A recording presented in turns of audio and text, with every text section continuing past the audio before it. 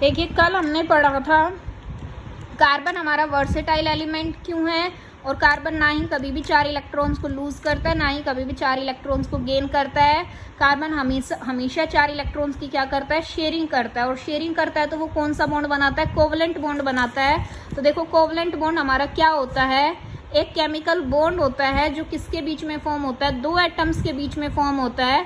और 2 एटम्स आपस में क्या करते हैं, जो उनके वैलेंस इलेक्ट्रॉन्स होते हैं। देखो वैलेंस इलेक्ट्रॉन्स क्या होते हैं, जो आउटर मोस्ट शेल के इलेक्ट्रॉन्स होते हैं, उन इलेक्ट्रॉन्स के बीच में म्यूचुअल शेयरिंग होती है 2 एटम्स के बीच में। और जिससे हर एटम जो होता है वो क्या करता है, स्टेबल इलेक्ट्रॉनिक कॉन्फ़िगरेशन को अटेन कर लेता है। ठीक है, और स्टेबल इलेक्ट्रॉनिक कॉन्फ़िगरेशन यानी कि जो उसकी नियरेस्ट नोबल गैस है उसकी इलेक्ट्रॉनिक कॉन्फ़िगरेशन को अटेन कर लेता है, वही क्या कहलाता है, हमारा कोवलेंट बॉन्ड कहलाता है। ठीक है, वही हमारा क्या कहलाता है, कोवलेंट बॉन्ड कहलाता है। ठीक है, अब वो जो इलेक्ट्रॉन शेयर होते हैं, वो कितने इलेक्ट्रॉन शेयर होते हैं, वो क्या कहलाती है, हमारी कोवेलेंसी कहलाती है। ठीक है, यानी कि वो नंबर ऑफ इलेक्ट्रॉन्स जो कंट्रीब्यूट करता है हर एटम किसके लिए, शेयरिंग के लिए, कि कितने नंबर ऑफ इलेक्ट्रॉन शेयर हो रहे हैं, वो क्या कहलाती है, उसकी कोवेलेंसी कहलाती है। ठीक है, उसके बाद देखिए हमारे कोवेलेंट कंपाउंड्स। अब वही जो कंपाउंड्स इलेक्ट्रॉन्स की शेयरिंग से फॉर्म होते हैं उन्हें कौन से कंपाउंड्स बोलते हैं, हम कोवेलेंट कंपाउंड्स बोलते हैं। ठीक है, हमारे पास जो कार्बन होता है, अब जो हमारा कार्बन एलिमेंट है वो टेट्रावैलेंट नेचर का होता है। टेट्रावैलेंट का मतलब क्या है कि उसकी वैलेंसी कितनी होती है, 4 होती है। 4 कैसे होती है, देखो एक जो कार्बन एटम होता है उसकी वैलेंस शेल में कितने इलेक्ट्रॉन्स होते हैं, 4 इलेक्ट्रॉन्स होते हैं। ठीक है, एक कार्बन एटम की वैलेंस शेल में कितने इलेक्ट्रॉन्स होते हैं, 4 इलेक्ट्रॉन्स होते हैं। तो इसे अपनी इलेक्ट्रॉनिक कॉन्फ़िगरेशन को पूरा करने के लिए, स्टेबल बनाने के लिए कितने इलेक्ट्रॉन्स की जरूरत होती है, 4 ही और इलेक्ट्रॉन्स की जरूरत होती है, ताकि इसकी इलेक्ट्रॉनिक कॉन्फ़िगरेशन क्या हो जाती है, स्टेबल हो जाती है। और कार्बन को ये 4 इलेक्ट्रॉन्स कहाँ से मिलते हैं, म्यूचुअल शेयरिंग से मिलते हैं। यानी कि इसकी वैलेंसी कितनी है, 4 ही है। इसे कितने इलेक्ट्रॉन्स की जरूरत है, 4 इलेक्ट्रॉन्स की जरूरत है। और इसे किस तरह से रिप्रेजेंट किया जाता है, इस तरह से सिंगल लाइन से रिप्रेजेंट किया जाता है। यानी कि कार्बन जो मैक्सिमम बॉन्ड्स बनाता है वो कितने बॉन्ड्स बनाता है, 4 बॉन्ड्स बनाता है। ठीक है, उसके बाद देखिए हमारे पास कार्बन कैसा होता है, टेट्राहेड्रल होता है। कैसे, जो 4 वैलेंसेस होती हैं कार्बन की वो एक प्लेन के अंदर लाई नहीं करती, जबकि वो क्या होते हैं, 4 कॉर्नर्स पे होते हैं रेगुलर टेट्राहेड्रल के। ठीक है, तो इस तरह से जो एंगल होता है हमारा, 2 जो हमारे बॉन्ड्स होते हैं वो तो प्लेन के अंदर होते हैं, एक बॉन्ड हमारा अबव द प्लेन होता है और दूसरा बॉन्ड हमारा बिलो द प्लेन होता है।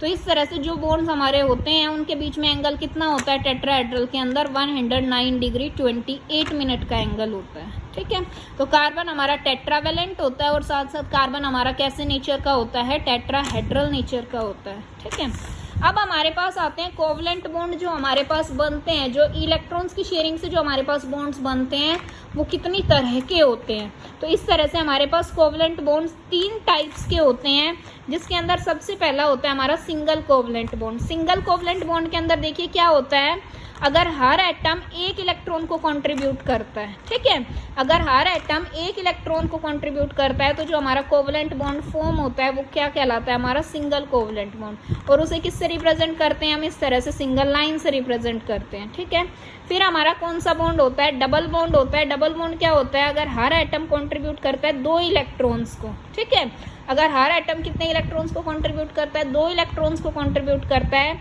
तो जो हमारा कोवलेंट बॉन्ड बनता है वो हमारा क्या कहलाता है, डबल बॉन्ड कहलाता है। और उसे किससे रिप्रेजेंट करते हैं, हम डबल लाइन से रिप्रेजेंट करते हैं। ठीक है, उसे किससे रिप्रेजेंट किया जाता है, डबल लाइन से रिप्रेजेंट किया जाता है।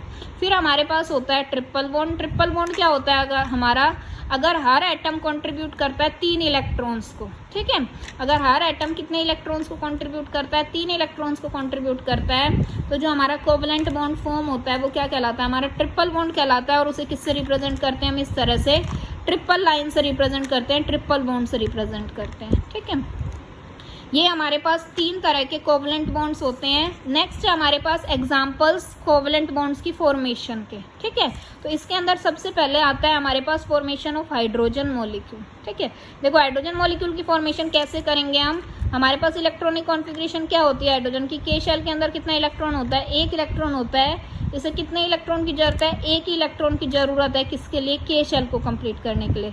तो देखो ये किस तरह से कंप्लीट करता है अपनी के शेल को, हाइड्रोजन की वैलेंस शेल में 1 इलेक्ट्रॉन है, हाइड्रोजन यहाँ पे इसके पास एक इलेक्ट्रॉन है, यहाँ पे इसके पास एक इलेक्ट्रॉन है, ये यहाँ से इस इलेक्ट्रॉन को शेयर कर लेता है, ये यहाँ से भी इस इलेक्ट्रॉन को शेयर कर लेता है।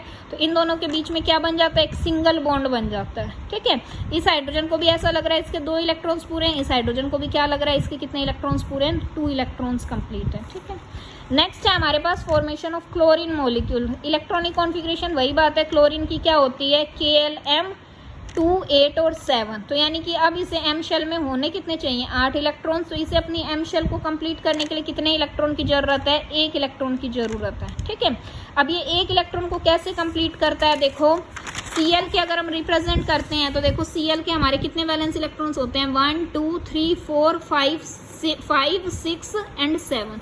उसी तरह यहाँ पे भी हमने 1 2 3 4 5 6 एंड 7। तो यहाँ से देखो ये इसने 1 इलेक्ट्रॉन यहाँ से शेयर कर लिया, इसे क्या लग रहा है इसके 8 पूरे हो गए। इसका क्लोरीन ने भी क्या किया, 1 इलेक्ट्रॉन इससे शेयर कर लिया, इसे भी क्या लग रहा है इसके 8 पूरे हो गए। देखो मैंने इलेक्ट्रॉन्स को इसी तरह से रिप्रेजेंट क्यों किया है, क्योंकि मुझे पता है कि मुझे कितने इलेक्ट्रॉन की शेयरिंग करनी है, 1 की ही शेयरिंग करनी है। तो इसीलिए मैंने साइड में कितने इलेक्ट्रॉन्स को ले रखा है, 1 को ही ले रखा है। तो Cl क्या बन जाता है, सिंगल बॉन्ड Cl। ठीक है, नेक्स्ट है हमारे पास formation of oxygen molecule. Oxygen की इलेक्ट्रॉनिक कॉन्फिगरेशन क्या होती है, हमारे पास 2 और 6 होती है।